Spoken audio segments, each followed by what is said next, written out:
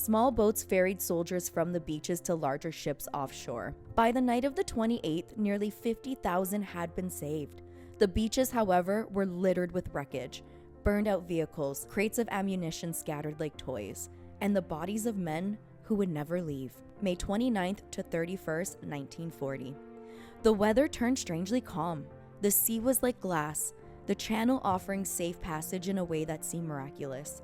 That night, hundreds of small boats arrived: trawlers, lifeboats, fishing boats, even river barges. Civilians, some with no military training, guided their vessels into war. One fisherman from Kent, Arthur Bailey, later wrote, "The sea was so still you could see the reflection of the burning town of Dunkirk. We loaded boys into the boat until she nearly capsized. They were so polite too. Thank you, sir." By May 30th and 31st, the evacuation reached its height. Over 120,000 men rescued in 2 days. Dunkirk itself was nearly obliterated, fires consuming its streets. The harbor was now a crater, yet the line of soldiers on the beaches never wavered. Columns stretching for miles, men waiting silently in the surf. June 1st to 4th, 1940. The last days were brutal. The German army pressed closer, artillery shells landing within sight of the beaches.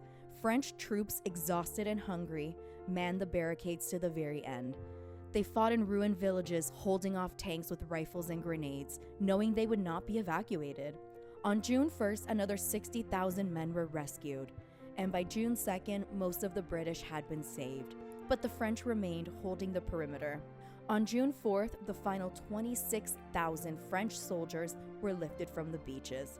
Many others, 40,000 in total, were captured, marched away into years of captivity. That evening, Dunkirk fell silent. Smoke hung over the ruins. The last ships had gone. In total, 338,000 soldiers had been saved. 198,000 were British, 140,000 were French, Belgian, and Polish. But the Allies had abandoned mountains of equipment: 2,000 artillery guns, 65,000 vehicles, and 500,000 tons of supplies. The beaches were a graveyard of twisted metal and broken bodies. In London, Winston Churchill addressed Parliament. His words were both defiant and sobering. "Wars are not won by evacuations." The men rescued from Dunkirk would one day return to France, not as fugitives, but as liberators. It was not a victory, but it was survival, and sometimes survival is enough to change the course of history. Thank you for listening to my story. My name is Melissa. I'll see you in the next one.